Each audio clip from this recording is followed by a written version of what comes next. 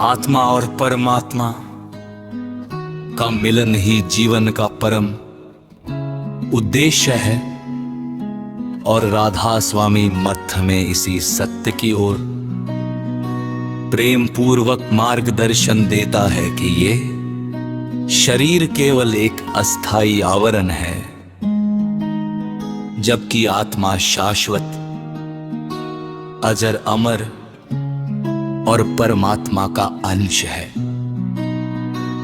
जब आत्मा इस संसार में आती है तो वो माया, मोह, अहंकार और इच्छाओं के जाल में फंसकर अपने असली घर और अपने सच्चे स्वामी को भूल जाती है, और यही भूल उसे जन्म मरण के अंतहीन चक्र में भटकाती रहती है। लेकिन जब किसी भाग्यशाली जीव को सतगुरु का सान्निध्य मिलता है, तब उसके भीतर एक नई जागृति उत्पन्न होती है। वह समझने लगता है कि ये संसार केवल एक पड़ाव है, मंजिल नहीं, और उसकी असली मंजिल उस परमात्मा का धाम है।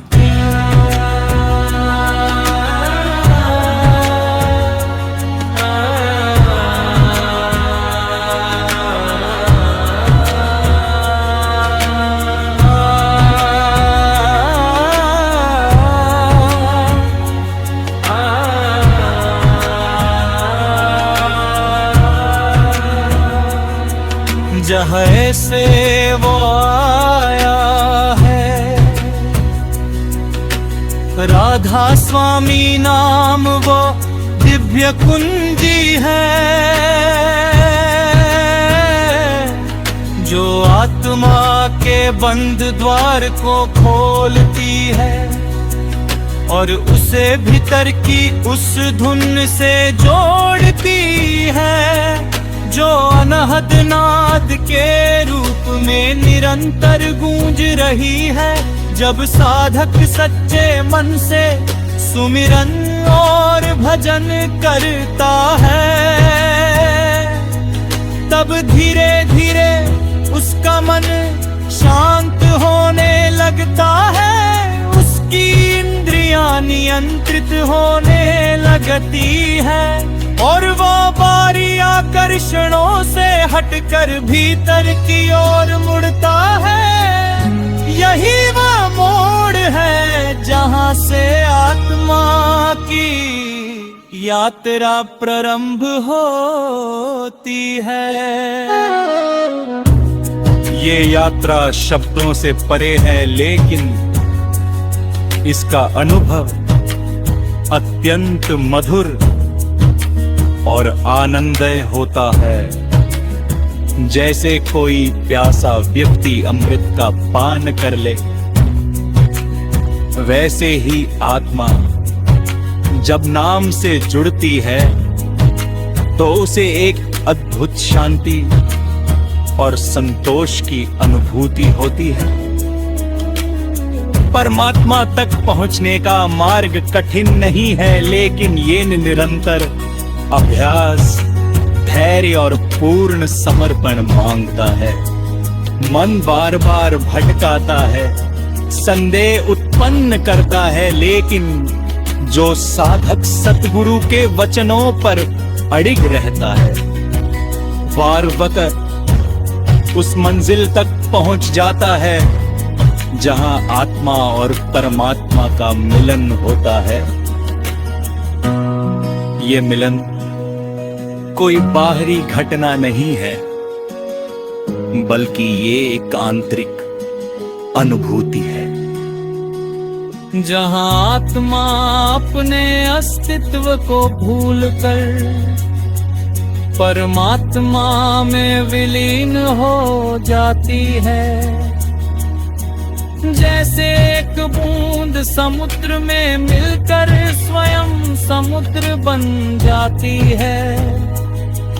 इस अवस्था में न कोई भय रहता है, न कोई दुख, केवल अनंत आनंद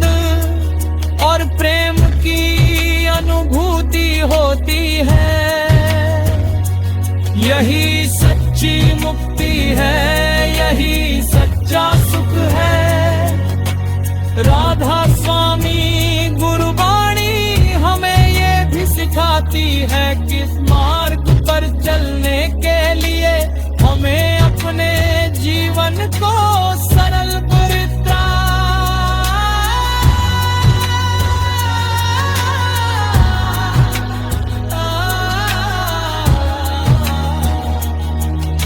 पवित्र और प्रेम बनाना होगा।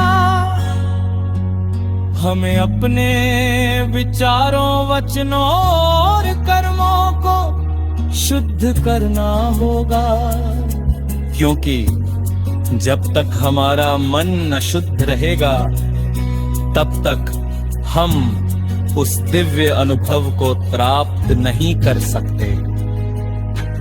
इसलिए हमें अहंकार, क्रोध, लोभ और मोह को त्याग कर विनम्रता, करुणा और सेवा के मार्ग पर चलना चाहिए। सेवा और सुमिरन इस मार्ग के दो ऐसे स्तंभ हैं जो साधक को स्थिर रखते हैं। सेवा से हमारा अहंकार कम होता है और सुमिरन से हमारा मन शुद्ध होता है। जब ये दोनों एक साथ चल रहे हैं तब आत्मा तेजी से अपने लक्ष्य की ओर बढ़ती है। सतगुरु की कृपा इस मार्ग की सबसे महत्वपूर्ण शक्ति है, क्योंकि उनके बिना न तो सही मार्ग का ज्ञान होता है और न ही उस पर चलने की शक्ति मिलती है।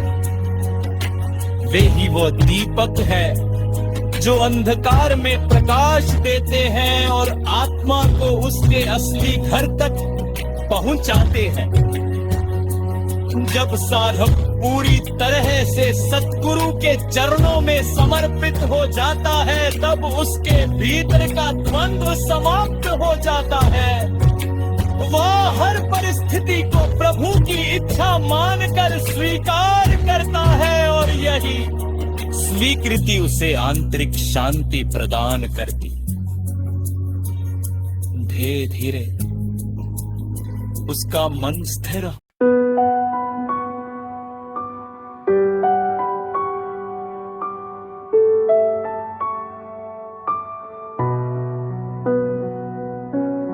राधा स्वामी दयाल की असीम दया से ये मानव जीवन हमें प्राप्त हुआ है, परंतु दुर्भाग्यवश अधिकांश जीव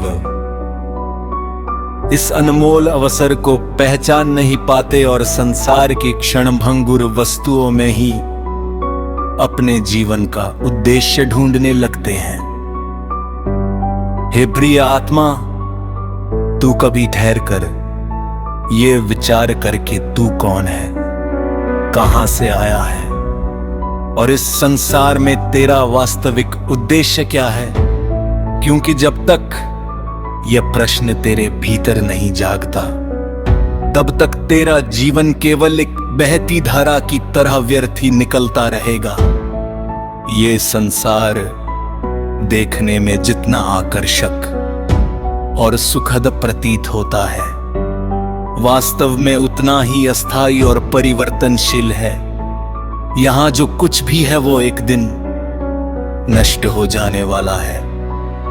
धन, संपत्ति, शरीर, रिश्ते, मान, सम्मान, सब कुछ समय के साथ समाप्त हो जाता है। फिर भी मनुष्य इन्हीं में अपनी स्थायी खुशी खोजता रहता है। यही उसकी सबसे बड़ी भूल है।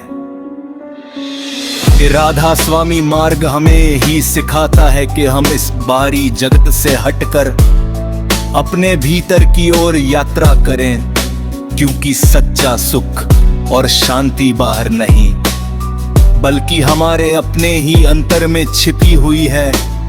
वहां एक ऐसा दिव्य प्रकाश है और एक ऐसी मधुर ध्वनि है जो हर समय हमें पुकार रही है। परंतु हम अपने मन के शोर में उसे सुन नहीं पाते।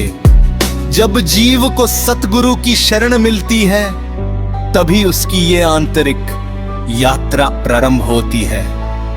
सतगुरु वह प्रकाश है जो अज्ञान के अंधकार को दूर करते हैं। वे हमें नाम का सुमिरन और ध्यान की विधि बताते हैं, जिससे हम अपने बिखरे हुए मन को एकाग्र कर सकें और उस परम धुनी शब्द से जुड़ सकें, जो हमें हमारे मूल स्थान तक ले जाने की शक्ति रखती है।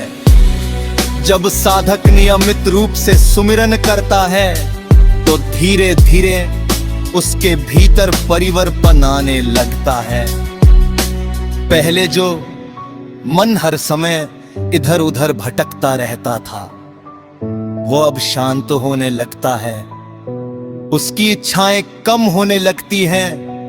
उसके भीतर वैराग्य का भाव उत्पन्न होने लगता है और उसे ये अनुभव होने लगता है कि संसार की वस्तुएं वास्तव में उसे स्थायी सुख नहीं दे सकती।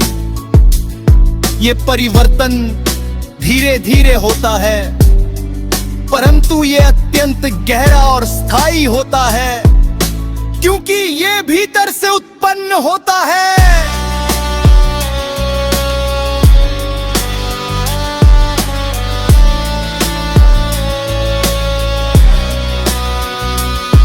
जब साधक ध्यान में बैठता है और अपने मन को तीसरे नेत्र के केंद्र पर एकाग्र करता है, तो एक समय ऐसा आता है जब उसे भीतर एक हल्का सा प्रकाश दिखाई देने लगता है। यह प्रकाश कोई साधारण प्रकाश नहीं होता, ये उसकी विलोक की झलक होती है, जहां से आत्मा आई है। जैसे जैसे साधक अपने अभ्यास में आगे बढ़ता है, ये प्रकाश और अधिक स्पष्ट होता जाता है और उसके साथ साथ उसे एक मधुर ध्वनि भी सुनाई देने लगती है। ये ध्वनि किसी बाहरी स्रोत से नहीं आती, बल्कि ये आत्मा के भीतर से ही उत्पन्न होती है। यही वह नाद है, यही वो शब्द है जो आत्मा को उसके स्रोत की ओर खींचता है। इस मार्ग में सबसे महत्वपूर्ण तत्व है प्रेम, सच्चा, निष्काम और अटूट प्रेम। जब तक साधक के हृदय में अपने सतगुरु और परमात्मा के प्रति सच्चा प्रेम नहीं होता, तब तक उसका अभ्यास केवल एक क्रिया बनकर रह जाता है।